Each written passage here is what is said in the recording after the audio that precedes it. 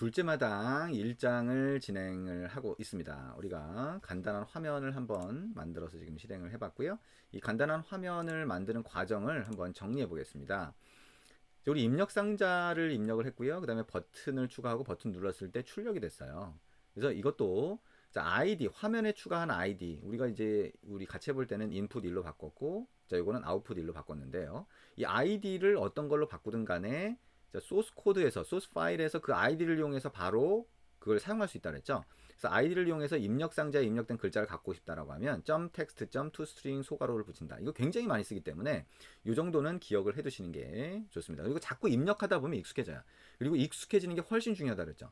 처음에는 이해하고 머릿속으로 기억하는 게 좀 필요하지만 다음부터는 계속 반복해서 입력하고 수정하고 하는 과정을 거쳐야 익숙해집니다.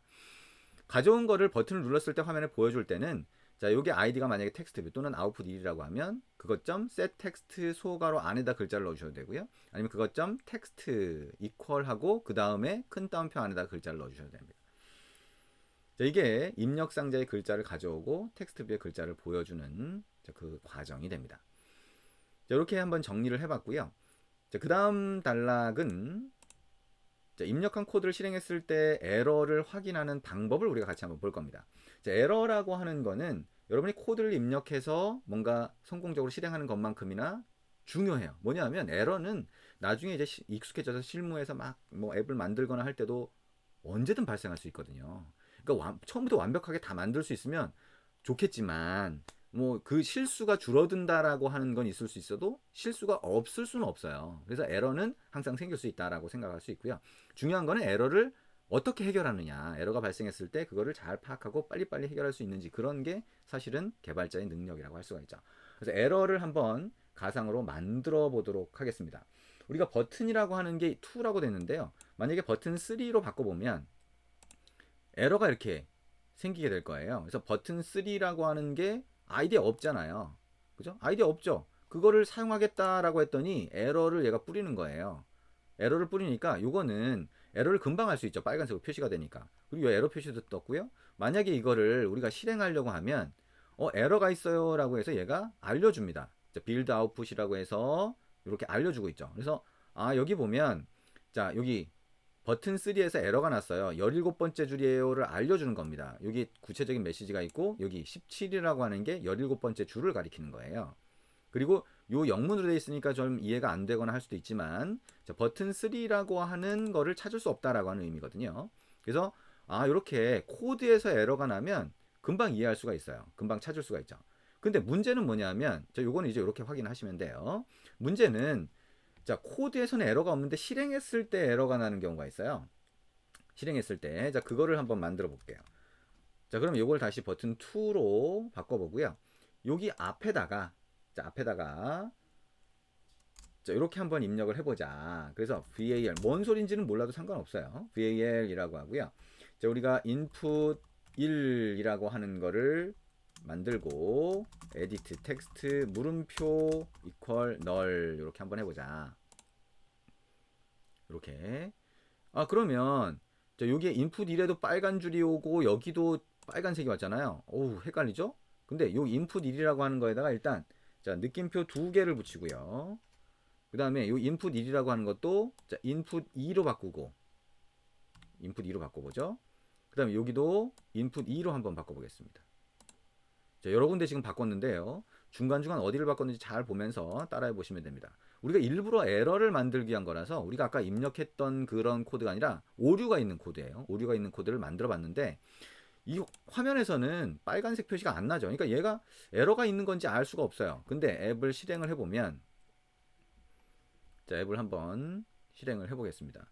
자, 실행을 해보면 자, 앱이 이렇게 실행이 됐어요. 여기까지도 에러가 없네요. 근데 여기 우리가 바꾼 코드는 버튼을 클릭했을 때 실행되는 중괄호 안에 있어요. 다시 말하면 버튼을 실행해야 된다는 거죠. 자, 그럼 입력 상자에다가 자, john이라고 입력을 하고 그 다음에 버튼을 눌러봅니다. 그럼 어떻게 돼요? 앱이 죽어버렸죠. 자, 비정상 종료라고 할 수 있는데요. 자, 이렇게 앱이 죽는 경우, 즉 비정상 종료되는 경우에는 우리가 이 아래쪽에 보면 로그캣이라고 있어요. 로그캣이 우리가 흔히 콘솔이라고 부르는 창입니다. 콘솔이라고 부르는 창이고, 자, 앱에서는 안드로이드 앱에서는 여기에 출력을 해줘요. 출력이라고 하는 거는 우리가 에러가 있으면 여기 뿌려주고 우리가 에러가 아니더라도 여기에서 이쪽으로 뿌려줄 수 있는 방법들이 있습니다. 나중에 우리가 할 텐데요. 자, 그러면 여기에 이제 출력이 되는 거예요.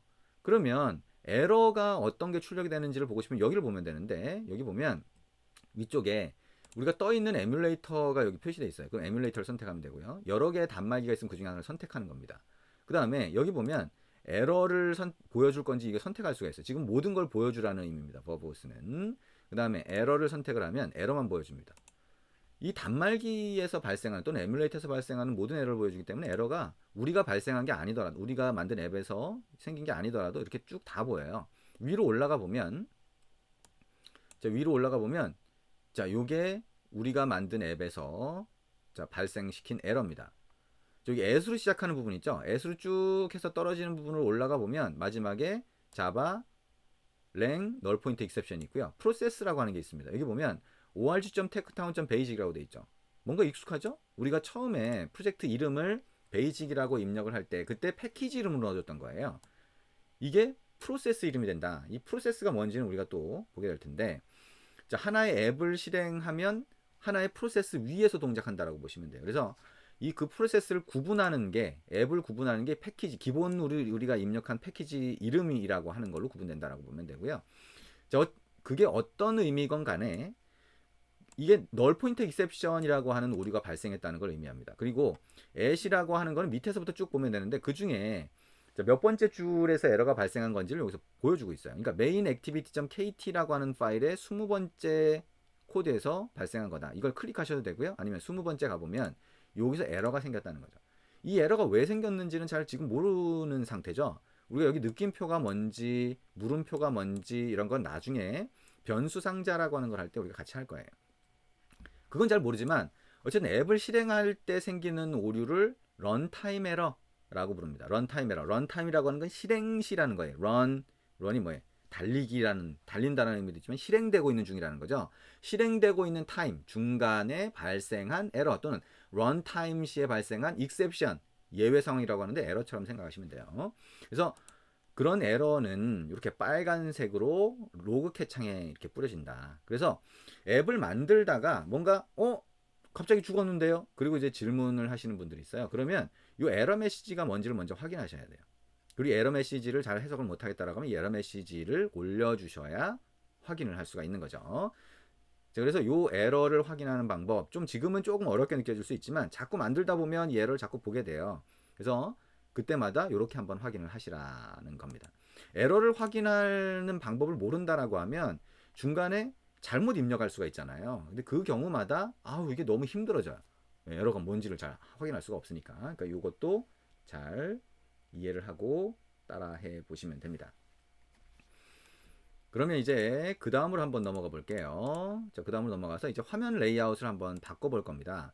자, 화면 레이아웃이라고 하는 건 뭐라고 했어요? 우리가 눈에 보이는 거는 위젯이라고 부릅니다. 이 눈에 보이거나 안 보이거나 이 화면 구성을 하는 거는 XML 파일에서 구성을 하는데, 자, 이거를 화면 구성 요소라고 부른다. 근데 눈에 보이는 거는 위젯이라고 부릅니다. 버튼, 입력 상자, 텍스트 뷰 이런 것들. 자, 입력 상자는 영어로 하면 에디트 텍스트라고 그랬죠.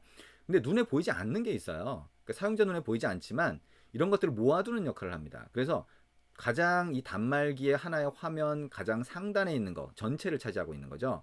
이거를 최상위 레이아웃이라고 하고요. 이런 것들을 레이아웃이라고 부릅니다. 그리고 그 안에 레이아웃 안에는 또 레이아웃을 추가할 수 있어요. 그 안에 또 넣을 수 있죠. 그래서 계층적으로 그 안에 계속 포함시킬 수가 있는데, 그리고 여기는 다른 것들을 막 넣을 수가 있습니다. 그거를 자, 이렇게 레이아웃 안에 중첩시킨다. 레이아웃 안에 다른 레이아웃을 넣는다라고 합니다. 그렇게 하면 복잡한 화면도 여러분이 구성할 수가 있습니다. 근데 이 레이아웃은 우리가 봤던 제약 레이아웃, 즉 컨스트레인트 레이아웃이라고 하는 것 말고도 다른 것들이 있어요. 자, 리니어 레이아웃이라고 하는 걸 가장 많이 쓰는 것 중에 하나인데, 이 리니어 레이아웃은 그러면 어떻게 쓰냐라고 하는 거 같이 한번 간단히 볼 겁니다.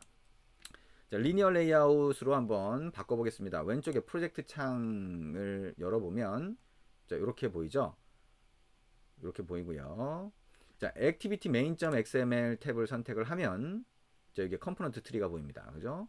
자, 그럼 이거 다시 닫아볼까요? 괜히 열었네요. 영역만 차지하고. 우리가 그 화면 구성을 했던 것들 있죠? 자, 이 화면 구성했던 것들을 이제 삭제를 해볼게요. 자, 왼쪽에 컴포넌트 트리에서 선택하는 게 훨씬 편할 거예요. 화면에서보다. 그러면 버튼 여기 컨스트레인트 레이아웃이라고 하는 최상위 레이아웃이 있는 상태에서 버튼을 선택하고요. 그 안에 있는 거. 그 다음에 쉬프트 키를 누른 상태에서 가장 아래쪽 걸 누르면 클릭하는 거죠. 그러면 4개 다 선택이 됩니다. 그 상태에서 딜리트 키를 눌러주시면 돼요. 그러면 삭제가 되죠. 자, 그럼 이제 최상위 레이아웃만 남았습니다. 컨스트레인트 레이아웃, 즉 제약 레이아웃이라고 하는 것만 남았고요. 자, 이걸 선택한 상태에서 자, 이제 이 안에 추가를 해볼 겁니다.